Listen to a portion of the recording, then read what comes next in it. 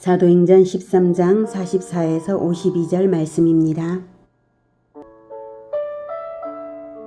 그 다음 안식일에는 온 시민이 거의 다 하나님의 말씀을 듣고자 하여 모이니 유대인들이 그 무리를 보고 시기가 가득하여 바울이 말한 것을 반박하고 비방하거늘 바울과 바나바가 담대히 말하여 이르되 하나님의 말씀을 마땅히 먼저 너희에게 전할 것이로되 너희가 그것을 버리고 영생을 얻기에 합당하지 않은 자로 자처하기로 우리가 이방인에게로 향하노라. 주께서 이같이 우리에게 명하시되 내가 너를 이방의 빛으로 삼아 너로 땅끝까지 구원하게 하리라 하셨느니라. 하니 이방인들이 듣고 기뻐하여 하나님의 말씀을 찬송하며 영생을 주시기로 작정된 자는 다 믿더라. 주의 말씀이 그 지방에 두루 퍼지니라.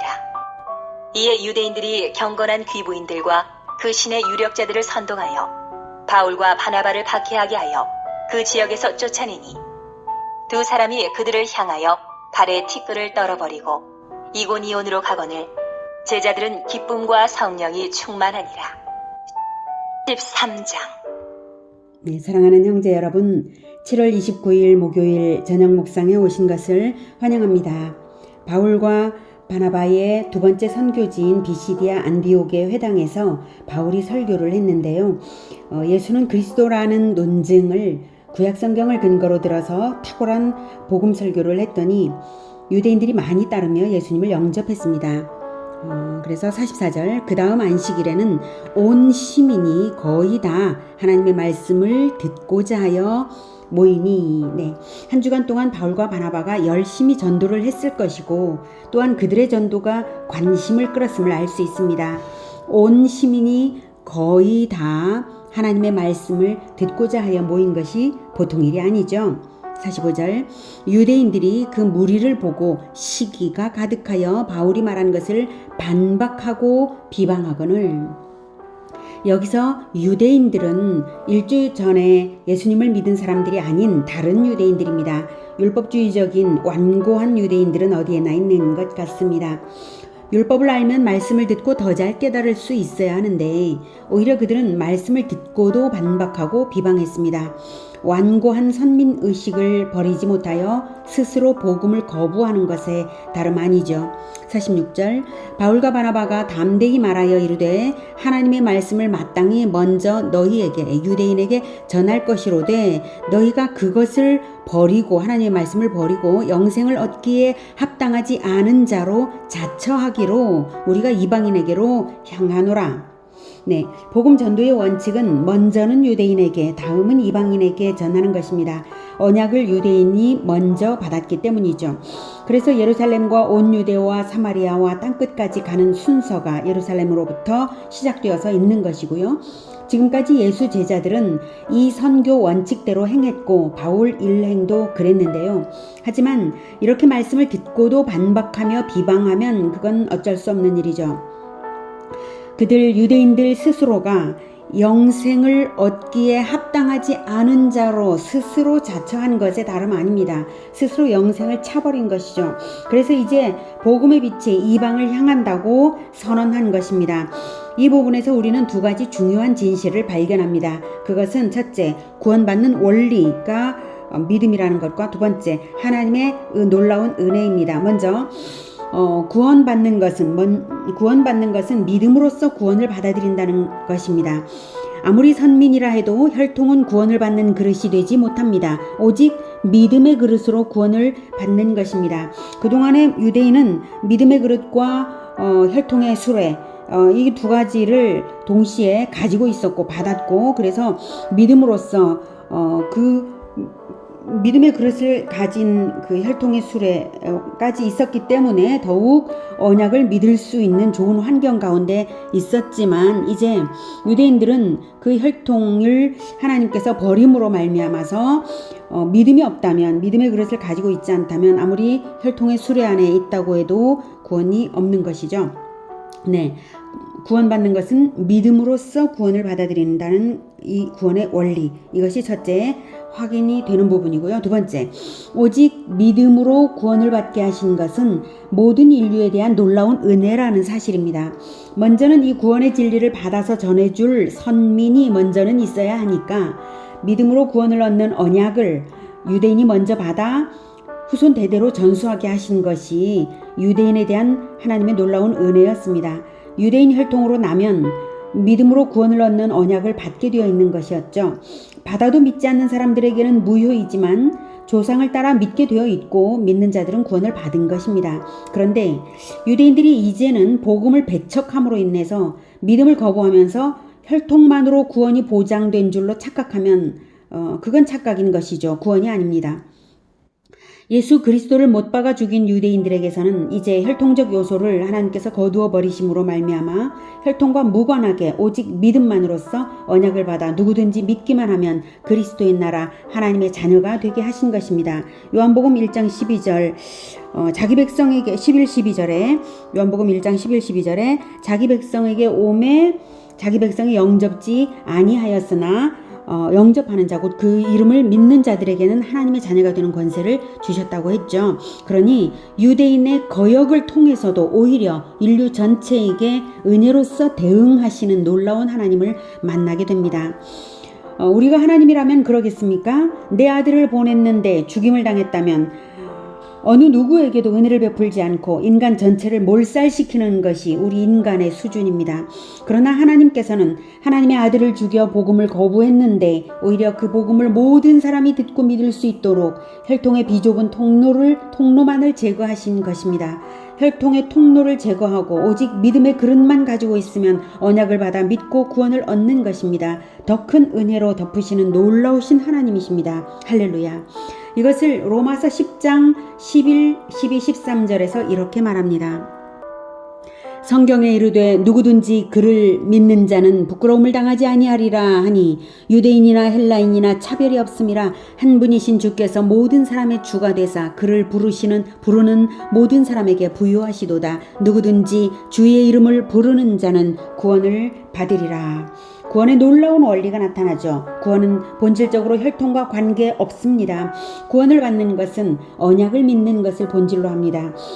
대속의 피를 흘리신 대속주를 믿으면 구원을 얻으며 그리고 그 그리스도가 왕이시며 그리스도가 다시 오실 것, 그 언약을 믿는 것을 본질로 합니다.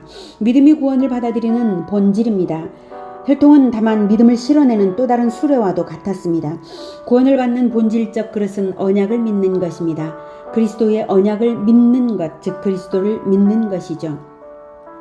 바울과 바나바는 자기들을 배척하고 박해하는 유대인들에게 이렇게 유기를 선언할 수 있었던 것은 하나님의 뜻이기도 했습니다. 이방의 빛으로 부르심받은 선교사들이기 때문입니다. 47절 주께서 이같이 우리에게 명하시되 내가 너를 이방의 빛으로 삼아 너로 땅끝까지 구원하게 하리라 하셨느니라 하니 이방인들이 듣고 기뻐하여 하나님의 말씀을 찬송하며 영생을 주시기로 작정된 자는 다 믿더라. 네. 이로써 복음의 주도권이 유대인에게서 이방인에게로 넘어간 것입니다.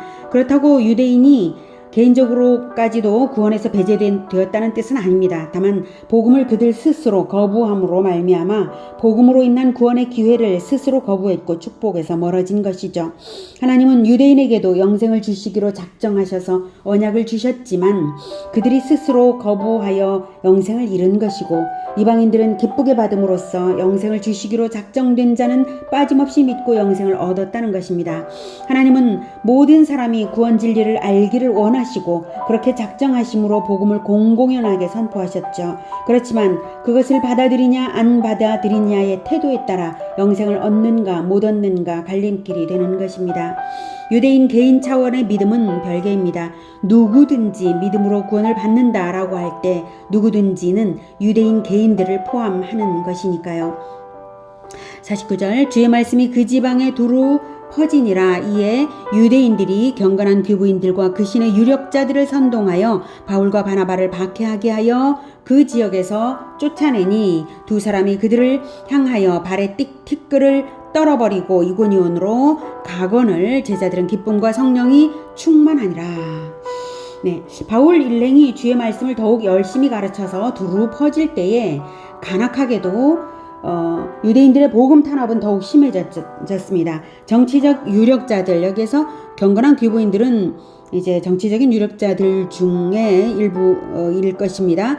귀부인들을 선동하고 또한 이제 신의 유력자들을 선동해서 그들을 선동해서 바울 일행을 쫓아내기까지 했습니다. 예수님을 죽일 때에도 정치적 계략을 사용하더니 똑같은 행실을 보이고 있습니다. 그럴수록 자신들이 그리스도의 적대자요 하나님 나라의 바깥에 있음을 증명할 뿐입니다. 바울과 바나바는 복음을 박해하는 유대인들을 향하여 발에 티끌을 떨어 행동 언어로서 심판을 선언했습니다. 그것은 이방인이 심판 아래 있고 자기들은 구원 안에 있다고 생각하는 유대인들이 이방 여행을 하고 돌아올 때에 이방인에 속한 먼지까지도 발에서 떨어버림으로써 부정을 기피하는 관습이 있었는데요. 똑같은 관습으로서 복음을 거부하는 유대인들은 부정한 이방인이나 마찬가지라는 의미로 그들에게 보란듯이 발의 먼지를 떨어버린 것입니다. 이것은 예수님께서도 말씀하신 것이죠. 마태복음 10장 13에서 15절. 그 집이 내 복음을 받아들이는 그 집이 이에 합당하면 너희 빈 평안이, 너희는 복음 전도자들입니다. 너희 빈 평안이 거기 임할 것이요 만일 합당하지 아니하면 그 평안이 너희에게 돌아올 것이니라. 누구든지 너희를 영접하지도 아니하고 너희 말을 즉 복음의 말씀을 듣지도 아니하거든 그 집이나 성에서 나가 너희 발의 먼지를 떨어버리라. 내가 진실로 너희에게 이르노니 심판날에 소돔과 고모라 땅이 그 성보다 견디기 쉬우리라. 복음에 대한 태도에 따라서 심판이냐 구원이냐 선명하게 갈린다는 것을 분명히 말씀하고 계십니다.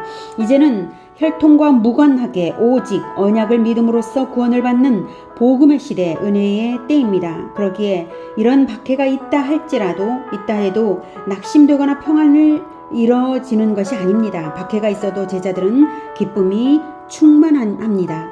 그래서 제자들은 기쁨과 성령이 충만하니라 했죠. 여기서 이 제자들은 새로 믿기 시작한 비시디아 안디옥의 성도들이고요.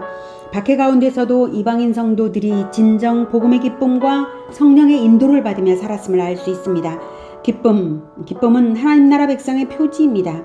하나님 나라 백성이므로 박해를 받아도 기쁨이 있는 것입니다. 성령은 그리스도인의 증거입니다. 박해가 있다 해서 그리스도인의 삶이 후퇴되지 않는 것이고 오직 성령의 인도를 받는 것이 구원받은 인생입니다. 우리 모두의 삶이 기쁨 충만, 성령 충만이기를 축복합니다. 구원은 오직 그리스도를 믿음으로써 받는 것입니다. 믿음은 들음에서 나는 것이며 전하지 않으면 못 듣습니다. 듣는 자가 받아들이든 배척을 하든 우리는 전하는 것이 바로 그리스도께서 우리에게 주신 사명입니다. 그러니 우리 예수 제자 교회는 설령 박해가 있다 할지라도 박해를 뚫고 세계로 나아가는 예수 제자 교회 되기를 축복합니다. 기쁨과 충만한 성령의 충만함이 바로 우리에게 있을 것입니다. 할렐루야. 기도하겠습니다. 하나님, 우리에게 복음을 주셔서 감사합니다. 우리에게 또한 복음을 믿을 수 있도록 우리에게 믿음을 허락하여 주셔서 감사합니다. 우리에게 성령을 주셔서 복음을 듣고 믿을 수 있게 하시고 그리고 또한 복음을 믿음으로 말미암아 얻는 기쁨을 늘 누리게 하셨습니다. 참으로 감사합니다. 그러하오니 하나님 우리에게 더욱 성령으로 충만케 하여 주셔서 우리가 성령의 인도를 따라 복음을 전하는 자들이 되게 하여 주옵소서. 우리가 그렇게 하겠습니다. 우리가 일상생활 가운데서도 이웃들에게 복음을 전하고 또한 온 세계로 나아가서 복음을 전하는 예수 제자 교회 될 수 있도록 주님 도와 주시옵소서. 우리가 그렇게 할 것이며 또한 앞으로도 예수님 다시 오시는 그날까지 믿음을 굳건하게 하여서 복음 전도자로 살아가고자 하오니 주여 도와 주시옵소서. 예수 그리스도 이름으로 기도드립니다. 아멘. 이어지는 시간은 개인 기도 시간입니다.